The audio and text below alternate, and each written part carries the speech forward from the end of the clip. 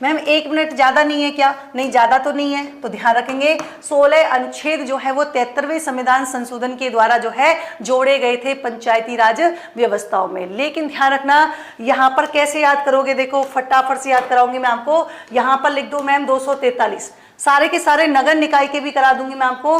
243 जो है लिखते जाओ। ए, यहाँ पर बी हो जाएगा, यहाँ पर सी हो जाएगा, यहाँ पर डी हो जाएगा और यहाँ पर ई हो जाएगा, यहाँ पर एफ हो जाएगा। यहाँ पर देखो जी हो जाएगा, एच हो जाएगा, आई हो जाएगा, जे हो जाएगा, के हो जाएगा, एल हो जाएगा, एम हो जाएगा और एन हो जाएगा और ओ हो जाएगा। और मैम यहाँ पर जो है ओ तक ही है ना, ओ तक टीका मैं बताऊंगी क्या करना है।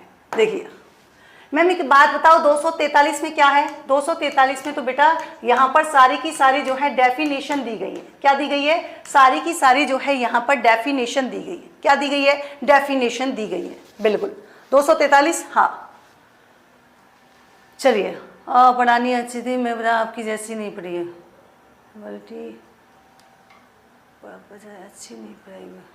विक्रम सर कौन से बेटा? चलिए यहाँ पर देखिए मैम 243 ए क्या है? A for assembly. क्या हो जाएगा? ए फॉर हो जाएगा असेंबली। मतलब यहाँ पर किसकी बात की गई है? ग्राम सभा के गठन की बात की गई है। ए फॉर असेंबली, और असेंबली किसकी बात करती है? असेंबली का मतलब ही होता है सभा, यानी कि ग्राम सभा का गठन। क्या हो जाएगा? ग्राम सभा का गठन हो जाएगा। मैम एक बात बताओ, बी फॉर होता है बिल्ड। बिल्ड मतलब घर बनाओगे, बिल्ड करोगे, मतलब यहाँ पर क्या हो जाएगा? ग्राम पंचायतों का गठन। क्या हो जाएगा? पंचायत का गठन, है ना। ये आप यहाँ पर इसका गठन कर दो, ठीक है मैम। सी फोर हो जाएगा संरचना। क्या हो जाएगा? सी फोर से सी और से क्या हो जाएगा? संरचना हो जाएगा, ठीक है मैम। डी फोर दबे हुए लोग। आप लोग बुरा नहीं माने, यहाँ पर मैं आपको याद करवाने के लिए ही ऐसा बोल रही हूँ, कोई दबा हुआ नहीं है। तो देखो दबे हुए लोग कौन है? तो भैया SC ST है, ये दबे हुए लोग हैं। महिलाएं जो हैं इनको किसकी जरूरत पड़ेगी? अगर दब जाएंगे तो इनको रिजर्वेशन दे देंगे, तो इनको जो है क्या है, समाज की मुख्य धारा में ले आएंगे। तो दबे हुए लोगों को क्या चाहिए? आरक्षण चाहिए। क्या चाहिए? आरक्षण चाहिए। मैम E4 क्या हो जाएगा?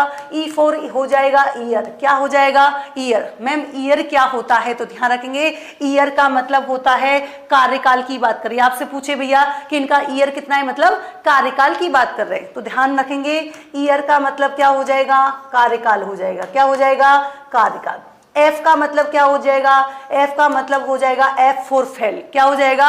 F for fail. अब जब आप फेल हो गए तो मतलब आप क्या हो जाते हैं? आप जो है चुनाव लड़ने के लिए भैया अयोग्य हो जाते हैं, फेल हो जाते हैं। तो ध्यान रखना फेल का मतलब यहाँ पर क्या दी गई है? अयोग्यता की बात की गई है। क्या बताया गया है? अयोग्यता। फेल हो गए, अयोग्यता। चलिए मैम G4 जीनियस। मैम जो जीनियस होगा, जीनियस वही होगा जिसके पास क्या होंगी? शक्तियां होंगी, वही तो जीनियस होगा। जो जीनियस, भाई जिसके पास शक्ति नहीं है वो जीनियस क्यों कहलाएगा? जीनियस तो वो है जिसके पास शक्ति है। तो ध्यान रखने की G4 जीनियस, G4 शक्तियां। मैम H का मतलब क्या हो जाएगा? H भैया आप दे देना होम टैक्स। क्या दे दोगे? Home tax. तो ध्यान रखेंगे पंचायती राज संस्थाओं को क्या है? कर लगाने की शक्ति। टैक्स मतलब कर, तो कर लगाने की शक्ति का प्रावधान कौन सा आर्टिकल? आप कह देना 243 H हो जाएगा। आई मैम आई मतलब पैसे की बात कर रहे हैं मैम। I4 यानी कि यहाँ पर वित्त आयोग किसका गठन किया गया है? यहाँ पर वित्त आयोग का जो है गठन किया गया है। मैम J4 क्या होता है? J4 हो जाएगा जांच। क्या हो जाएगा? J4 हो जाएगा जांच। मैम जांच का मतलब कि यहाँ पर पंचायती राज व्यवस्था की क्या? लेखा परीक्षा। मतलब जांच की बात कर रहे हैं कि भैया जांच की जाएगी, तो लेखा परीक्षा।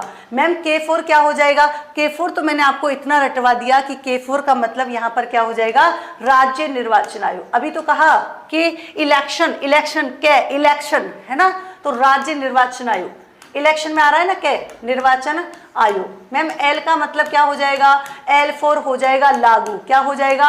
लागू। इसमें बताया गया है कि पंचायती राज व्यवस्थाओं के जो है कुछ ऐसे प्रावधान कहाँ कहाँ पर लागू होंगे, ये बताया गया है ना। पंचायती राज व्यवस्था के जो प्रोविजन होंगे वो कहाँ कहाँ लागू होंगे, ये आर्टिकल 243 L में बताया गया है। M4 मना। मैम मना का मतलब क्या है? कुछ ऐसे भी क्षेत्र होंगे जैसे मणिपुर हो गया, है ना, जैसे नागालैंड हो गया, कि वहां पर क्या नहीं होगा, इस पंचायती राज व्यवस्थाओं के जो प्रोविजन है, जो प्रावधान है, वो लागू नहीं होंगे। मतलब कुछ ऐसे क्षेत्र जहां पर क्या नहीं होंगे, जहां पर इसके प्रावधान लागू नहीं होंगे, ये बात यहां पर की गई है। मैम N4 निरंतर, N से N और N4 निरंतर, मतलब यहां के जो प्रावधान है वो क्या है, लगातार बने रहेंगे। क्या रहेंगे, लगातार बने रहेंगे। मैम O4 हो जाएगा ऑब्जेक्शन। क्या हो जाएगा, ऑब्जेक्शन। भैया ऑब्जेक्शन का मतलब क्या है कि न्यायालय जो होगा वो यहाँ पर कोई ऑब्जेक्शन नहीं कर सकता, क्योंकि न्यायालय का क्षेत्राधिकार नहीं है। बोलो।